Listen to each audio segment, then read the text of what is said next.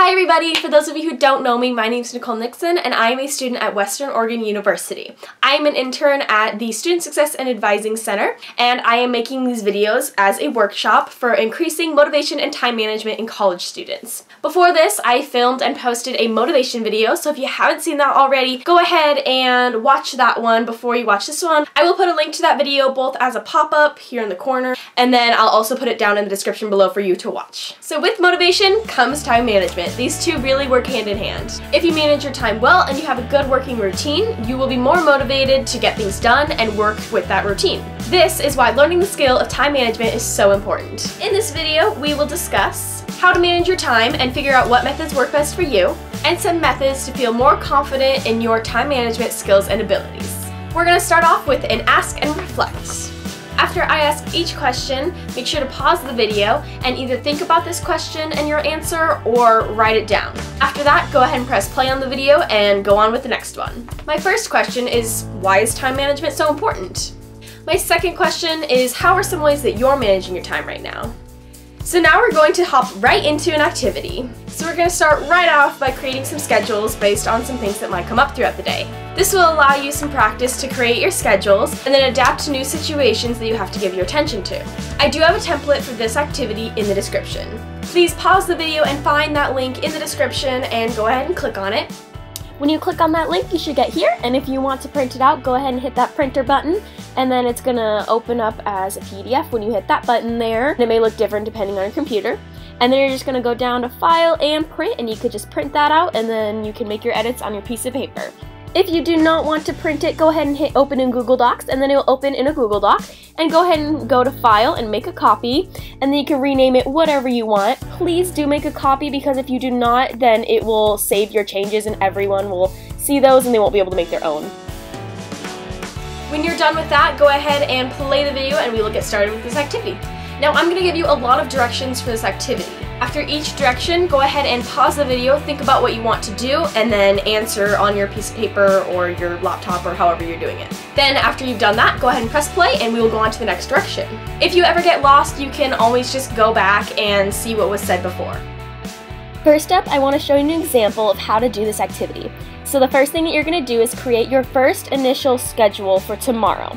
So here I am filling in my times and my activities for what I'm going to be doing tomorrow. And the times are going to go on top, and then your activity is going to go on the bottom. And as you go through, you can edit the text or the boxes, whatever you need to do to make all your stuff fit. A little tip, if you want to make it a little bit easier for you, you can highlight your first schedule, go up to edit, and then hit copy. And then go down to your next one, highlight it, and then delete it. And then you can just go up to edit and paste your first schedule, and that will make it so that you don't have to rewrite your schedule every time. If you don't want to do that, that's fine, but just a little tip if you want to make it a little bit easier. Up next, we're going to start adapting our schedules for the new situation. So first, you're going to go to first situation and then write down the situation that I give you. And I personally like to bold it and italicize it so that it sticks out, but you don't have to do that. And then you go through and adjust your schedule for the situation, and then you just go to adjustments and you write down the adjustments that you made, and then you keep on doing that for each of the new situations that I give you, and you write down your new schedule, and then you write down the adjustments that you had to make, and you just keep on doing that as I give you new situations and new adjustments to make. And this will help you keep track of the adjustments that you had to make, and then the new schedules will help you see the difference that you made from the first schedule to your last schedule for the adjustments that you had to make. So here's my example for you guys to watch. You obviously don't have to do it this way if you don't want to, but I just thought that I would give you an example to go off of so that you kind of know what you're doing.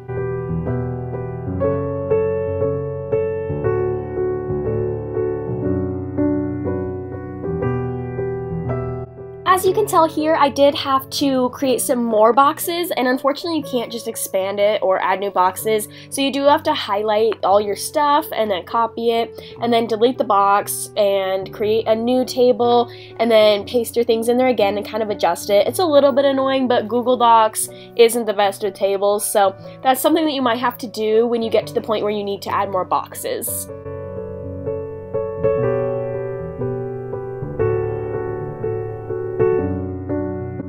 Alright, so first go ahead and go and write your schedule for tomorrow. Now I'm gonna hit you with some scenarios that might come up in your life and make you have to reorganize your schedule. Each time I say a scenario, go ahead and pause the video and reorganize your schedule to accommodate for that happening. Think about what times and events you can reasonably adjust or lose. Scenario 1. Your professor for one of your classes just assigned a project that's due in 2 days. This will cost you an extra hour. Scenario number 2. A friend needs your help and you decide to be kind and go help them. This will take you 30 minutes. Scenario 3. You decide to treat yourself and cook for dinner tonight. Rather than just going out and getting food, cooking will take you 45 minutes. If you already have cooking on your schedule, then you decide to treat yourself by getting dessert, and this will take you 25 minutes. Think about how this activity made you feel. Did it make you feel sad, stressed, unhappy, prepared? Then go ahead and reflect on this process. Is this something that you might want to use in the future? If you can, schedule yourself some time to just sit down and take care of yourself. Some days you really can't do this, but if you can, really try and do this, even if it's just like 30 minutes of watching Netflix. Also, make sure to leave yourself time to sleep and eat, and try not to overwork yourself. If you still feel shaky about this process, it's okay. Practice every day and this will get easier. Also, you can try some other methods that might work for you. Figure out what has gone well for you before and try that. Focus on what has worked well and apply that to planning for more and more areas over time. Time management may look different to everyone because there are so many ways that you can manage your time. And there are so many different tools to help you do so. Each person may have a different method that works for them.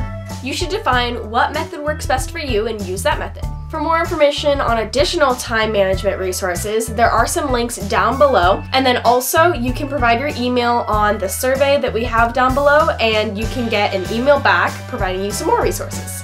If you go to Western, we also have some resources to help you with developing the skills that might work best for you. You can schedule a one-on-one appointment with an academic success advisor at the Student Success Advising Center and/or meet with a peer tutor to develop those skills for time management and other skills. To set up an appointment with a tutor or a student success advisor for Western, you can go to Portal and hit the WCS tab, which is dark blue, and when you get there, you're going to hit the blue Get Support button.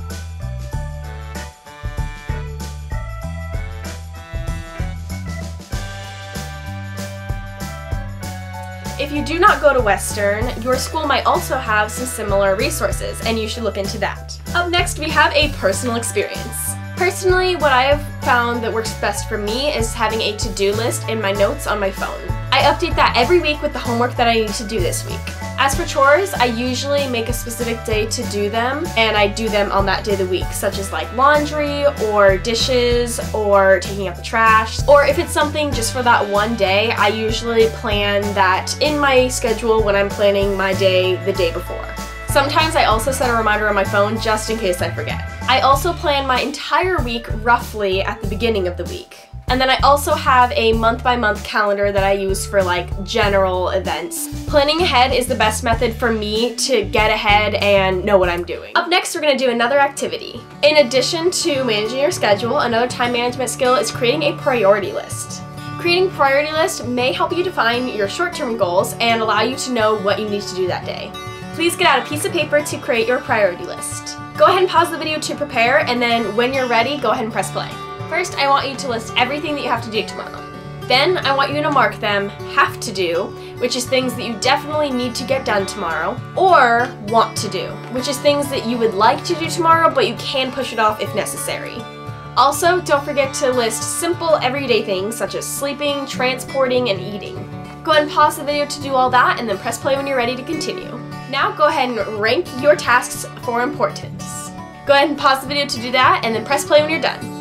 So that's a priority list. When creating a schedule, the things that are higher in your needs and high ranked should be firmly created into your schedule. Then everything else can be put in between those spots. And that is how you make a priority list, which will be helpful if you're making daily or weekly schedules. Now it's time for a recap! To recap, time management is critical in order to be more motivated to get things done. It is important to know what you're doing, when, and to be able to adjust your schedule as things come up. Time management can be difficult to get down, but with practice, you'll get better. It is important to leave time in your schedules for things that you have to get done, everyday essential activities, as well as some time for some breaks and fun. When you're not sure how to start, create a priority list to see what's the most important things to get done. Everyone's time management methods may be different, and that's great. It is very important for you to find what works best for you and use that.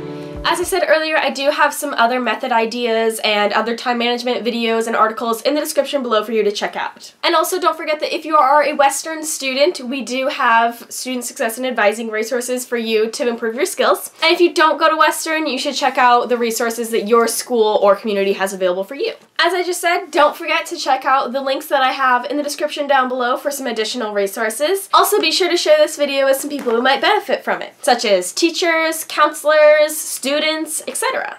And then don't forget to check out my motivation video if you haven't already, and that's the one that was posted just before this one. Then don't forget to keep the notes that you took in this video to use for future use.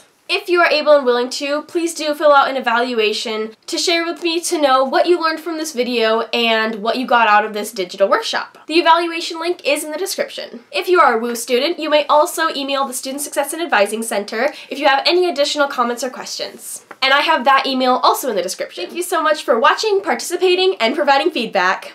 I hope you enjoyed this workshop, and I will see you later. Bye!